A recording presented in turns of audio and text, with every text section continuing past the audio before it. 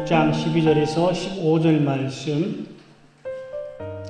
이삭이 그 땅에서 농사하여 그 해에 100배나 얻었고 여호와께서 복을 주심으로 그 사람이 창대하고 왕성하여 마침내 거부가 되어 양과 소가 떼를 이루고 종이 심히 많으므로 블레셋 사람이 그를 시기하여 그 아버지 아브라함 때 그 아버지의 종들이 판 모든 우물을 막고 흙으로 메웠더라. 아멘.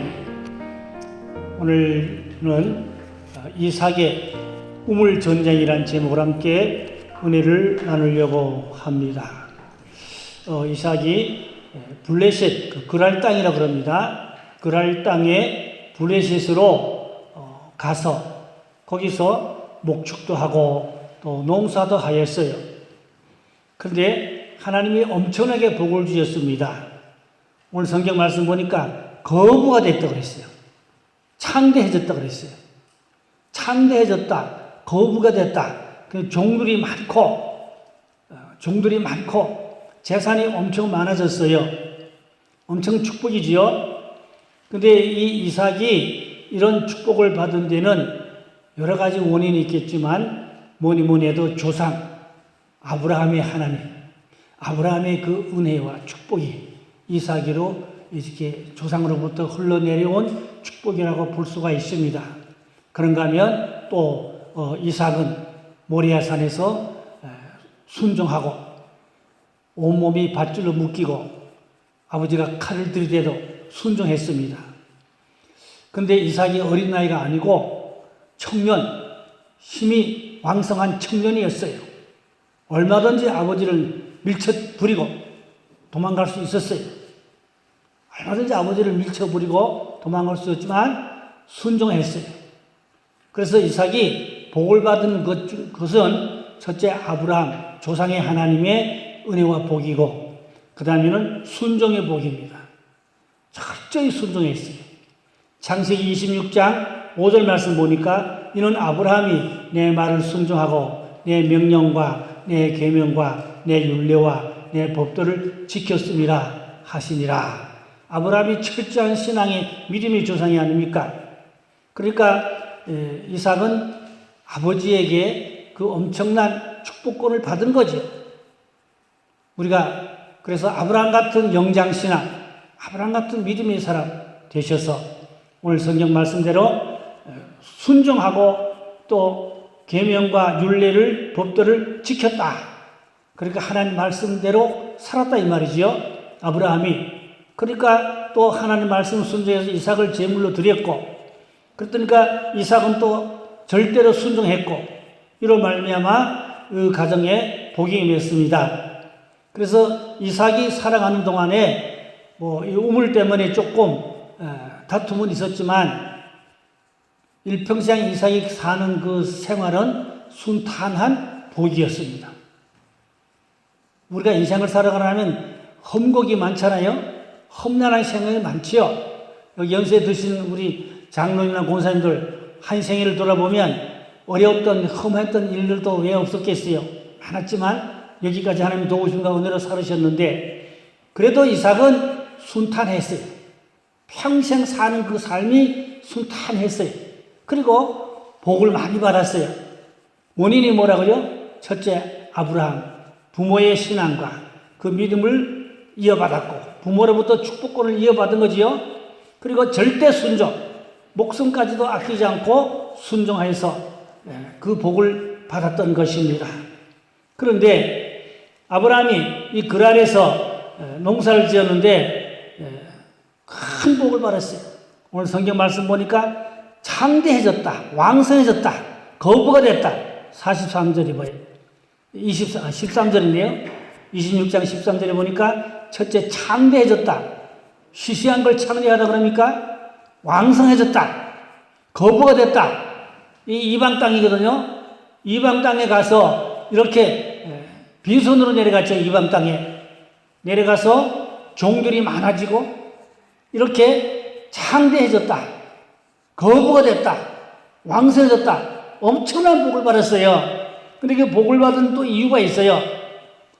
성경에는 없는데 미드라시라는 그 이스라엘의 제2 성경이라는 그 책에 보면은 이삭이 이 그랄에서 농사를 해갖고 11조가 제단이 없으니까 11조를 하나님께 드릴 데가 없잖아요.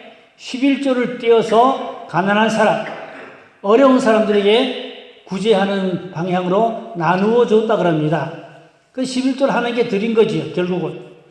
그 11조를 가난한 사람, 어려운 사람들에게 구제로 죄 나누어 줬다는 겁니다. 그러니까 여기 보니까 이삭이 창대해지고 왕성해지고 거부가 됐으니까 11조가 작은 액수가 아닐 겁니다. 많은 액수일 거예요. 거부니까, 창대하니까, 왕성하니까. 엄청 재물이 많았는데 거기 11조는 상당한 액수라고 봅니다. 이것을 그 가난한 지역에 가난한 사람들에게 나누어 줬다. 이건 미드라시 얘기입니다. 성경은 없는 얘기입니다. 창고입니다. 그런데 그 다음 해에 재미있는 것은 그리고 난 후에 그 다음 해에 다시 농사를 지었는데 하나님이 얼마나 복을 줬다고요? 100배로 복을 줬다고 그랬어요. 100배. 그런데 그 지역이 또 가뭄 들었고 흉년 들었어요. 가뭄 들고 흉년 들었는데 남의 이방 땅에 갔는데 그게 뭐 내 땅이라고 볼 수 없죠. 남의 땅 소작했다고 봐야겠죠. 그랄 지역이니까 남의 땅을 소작했다고 볼 수 있는데 그러면 그 사람들이 옥토 땅을 줬겠어요? 자갈밭, 안 좋은 땅을 줬겠죠. 자기네들이 옥토 좋은 땅 다 농사 짓고 그래서 별 볼 일 없는 땅, 토박한 땅, 자갈밭, 비탈밭 그런 거 줬겠죠. 그런데가 또 가뭄이 들었어요. 흉년 들었어요. 그럼에도 불구하고 이삭은 100배나 복을 받았더라. 할렐루야. 이게 우리 신앙이 되어야 합니다. 우리 삶이 되어야 합니다. 여러분, 지금 뭐 국가적으로 경제가 어렵다. 뭐 비가 안 와서 가물었다. 여러 가지 많은 생활에 피폐해졌다. 물론 맞는 얘기죠. 그러나 이삭 같은 순종, 이삭 같은 신앙, 아브라함 같은 믿음, 그런 가문, 그런 영적 계통, 그런 신앙을 가지고 하나님 보기에 합당하면 하나님이 오케이 하고 축복하면 100배로 복을 받을 수 있을 줄로 믿습니다. 오늘 우리는 이삭의 복을 받고 돌아가기를 주의 이름으로 축원합니다. 여기 중요한 축복이 있어요. 중요한 축복이 있어요. 그런데 이 우물은 아브라함 때 판 우물인데 그럴 사람들이 시기 질투가 나가지고 뺏었어요. 뺏어가지고 묻어버렸어요. 흙으로 묻어 덮어버렸어요. 왜? 이삭이 부자가 되니까 자기 지역에 와서 나그네잖아요. 타 지역에서 이리로 왔으니까 나그네거든요. 그런데 부자가 됐다, 왕성해졌다, 여기 뭐 엄청난 남의 지역에 가서 이런 부자가 되니까 그 지역 사람들이 배가 아프지요. 우리는 못 사는데 저 사람이 타지 사람이 와가지고 우리 지역에 와서 저렇게 부자가 돼가지고 땅땅거리니 아이고 배 아파라. 신이 질투가 나지요. 그래가지고 그 우물이 아브라함을 판 우물인데 메어버렸다고 그랬어요.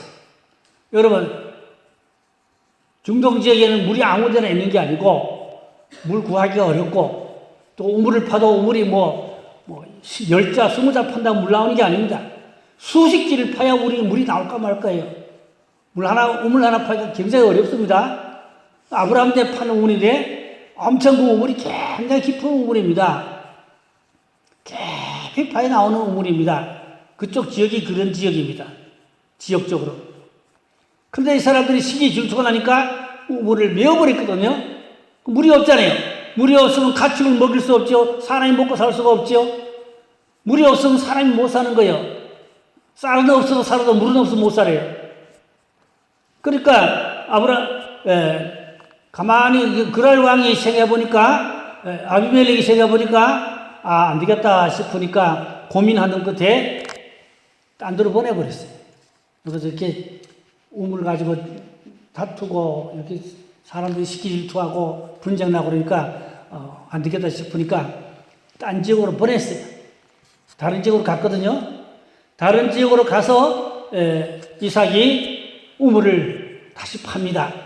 물론 이삭이 혼자 팔 수 없고 종들이 있어요. 여러 종들을 가축도 있고 농사도 있고 그러니까 여러 종들을 부렸어요.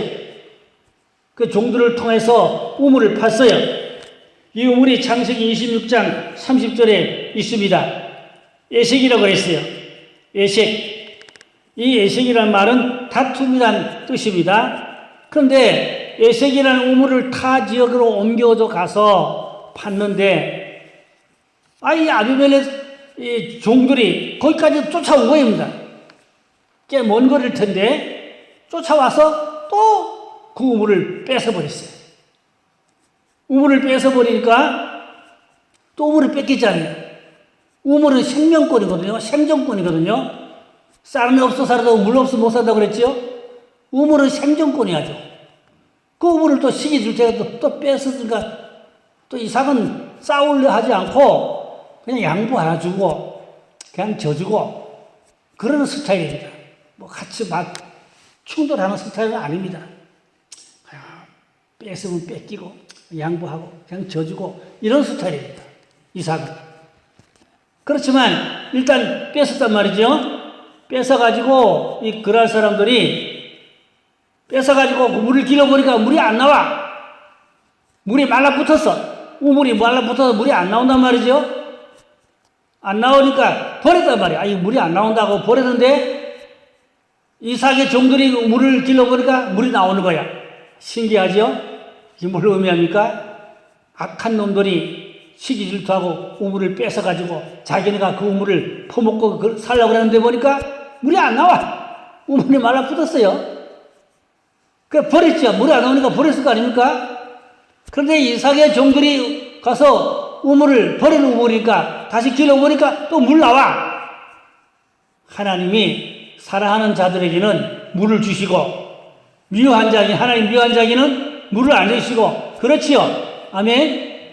예레미야서에 보면 터진 웅덩이라는 말씀이 있지요. 뭐가 터진 웅덩이라 했죠? 예레미야에는 하나님을 버린 자들, 하나님을 떠난 자들은 터진 웅덩이라. 터진 웅덩이에 물이 고입니까? 안 고이죠? 다 새나가죠? 그러니까 이 아비멜렉 종들이 이 블레셋인데 이 사람들이 그 우물을 뺏어가지고 자기네가 먹으려고 하니까 물이 안 나와. 말라붙었어, 샘이. 그래서 버렸죠. 그런데 이삭의 종들이 물을 기르니까 물이 난단 말이죠. 할렐루야. 요한복음 보니까 예수님이 성령을 받은 배에서 생수의 강이 흘러나리리라 그랬지요. 에스겔서 보니까 성전 문지방에서부터 생수의 강이 흘러내린다 그랬지요. 많은 고기가 살고 나무 열매가 맺는다 그랬지요. 그러니까 교회가 뭔가니까 우물입니다.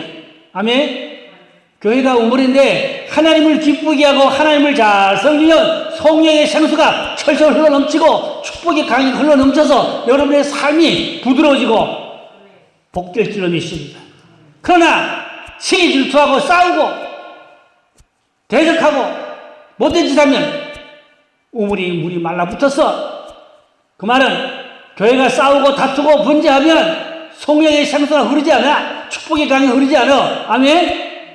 다투는 게 싸우는 게 꽤 있지요. 메리트는 안 그래서 감사하지만 듣는 소리 하면 그런 교회들도 들어있거든요.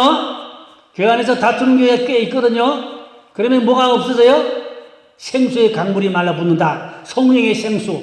성령의 생수라고 그랬지요. 축복의 강물이 말라붙는다. 그럼 그 교회 은혜가 말라붙고 생수가 말라붙고 축복이 말라붙고 그러면 교회 와도 하나님의 복을 받아요? 못 받지요. 그 사람이 어떤 사람이냐? 교회는 다닐지 모르지만 그럴 사람, 블레셋 사람. 그럴 사람, 블레셋 사람은 우물 뺏어가지고 길러보니까 물이 안 나오잖아요. 시기 질투하니까 물이 안 나와. 그러니까 교회는 시기 질투하면 은혜 받아요? 못 받아요? 못 받아요.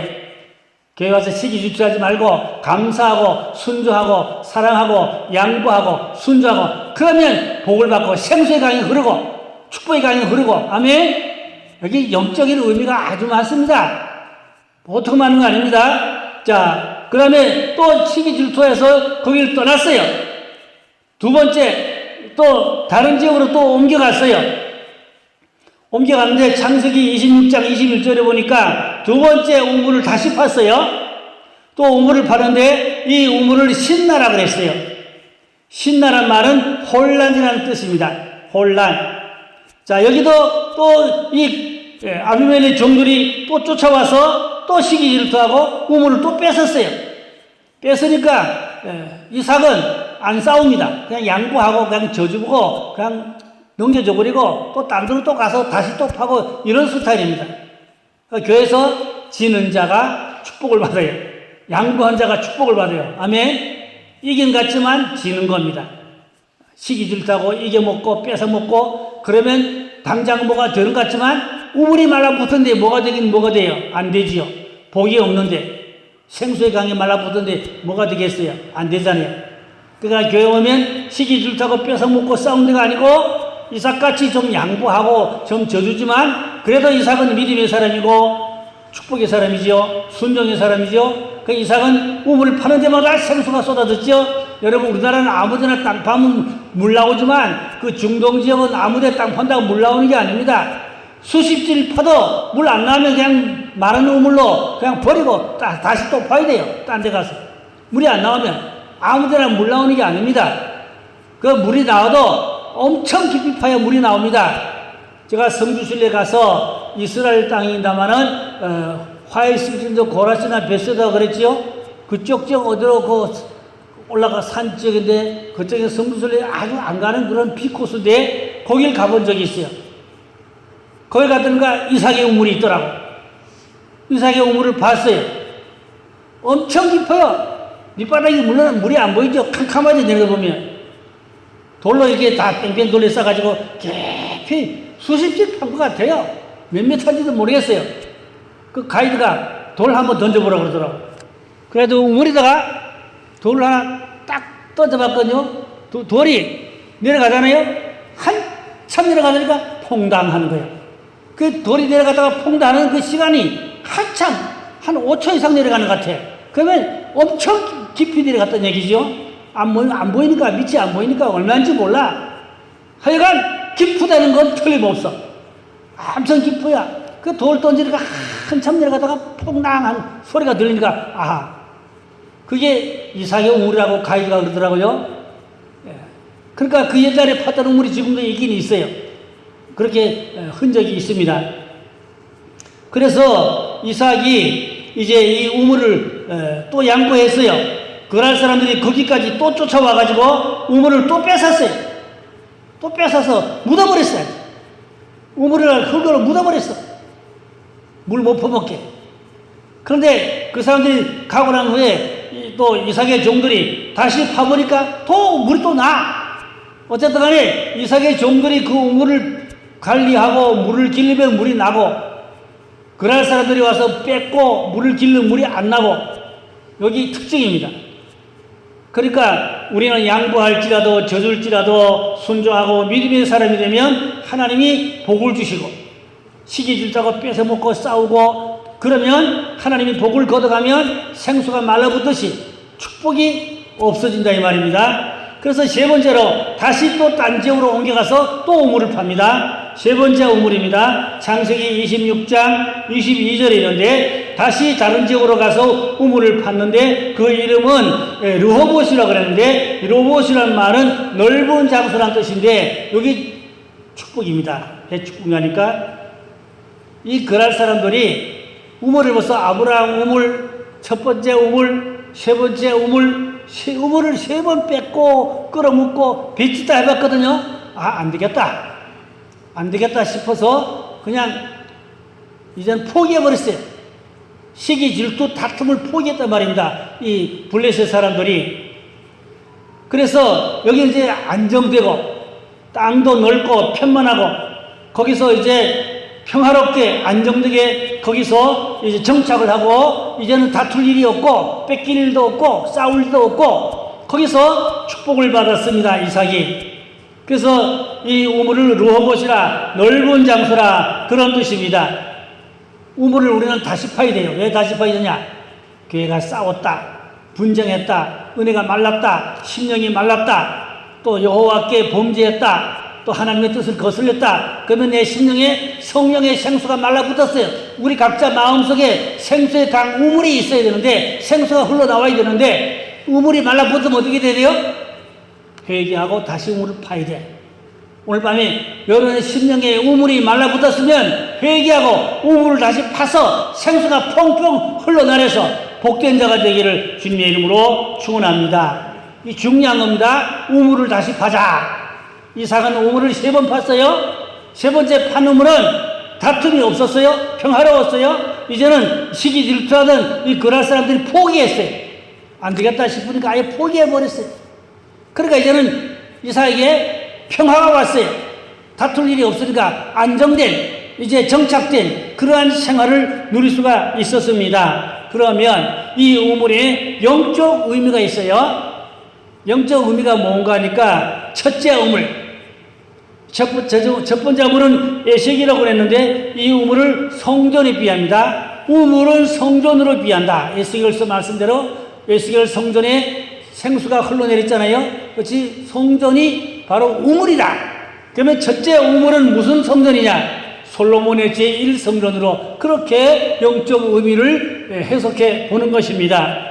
이 솔로몬의 성전이 축복의 성전이었지만 여기 이방 신들이 들어오고 이방 여인들이 들어오고 그리고 하나님의 뜻을 거스르니까 결국은 이제 바벨론에 의하여 이 솔로몬의 성전이 산산조각 다 박살나 부서지고 무너져 버리고 말았지요. 이방인들의 시기 질투 공격을 받아서 이 솔로몬의 성전이 파괴됐습니다.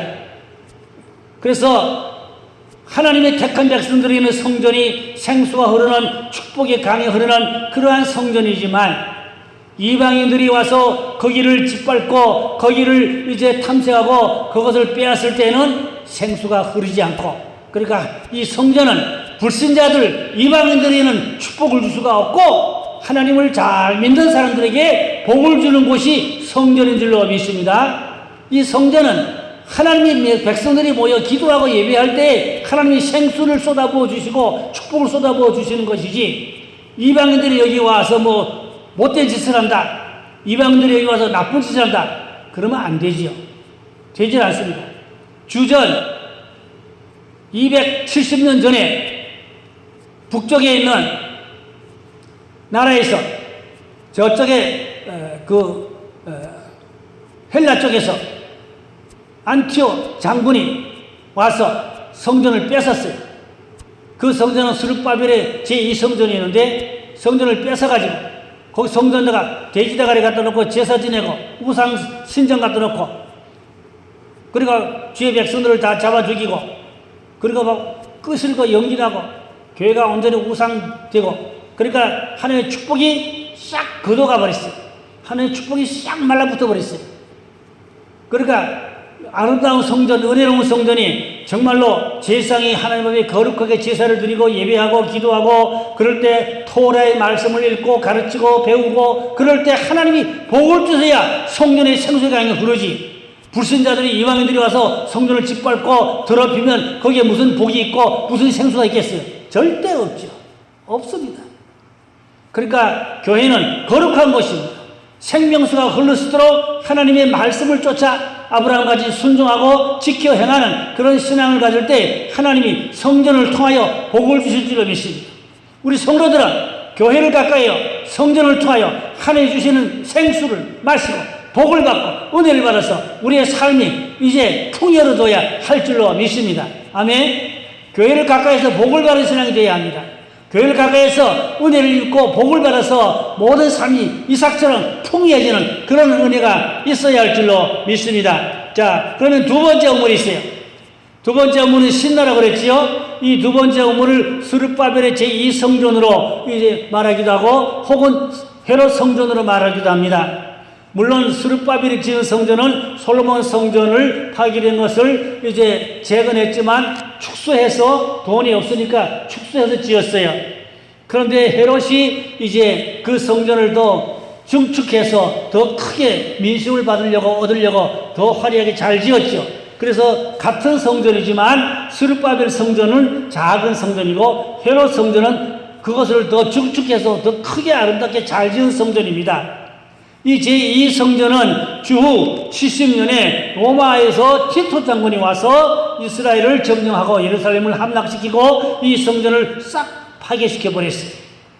하나님의 택한 백성들이 거기서 예배하고 제사하고 기도할 때는 하나님이 원만한 은혜와 복을 내려주셨지만 이방인들이 와서 그 성전을 짓밟고 무너뜨릴 때에는 하나님의 복이 다 온데간데 없죠. 생수의 강이 절대 흐르지 않죠. 축복의 강이 흐를 수가 없죠.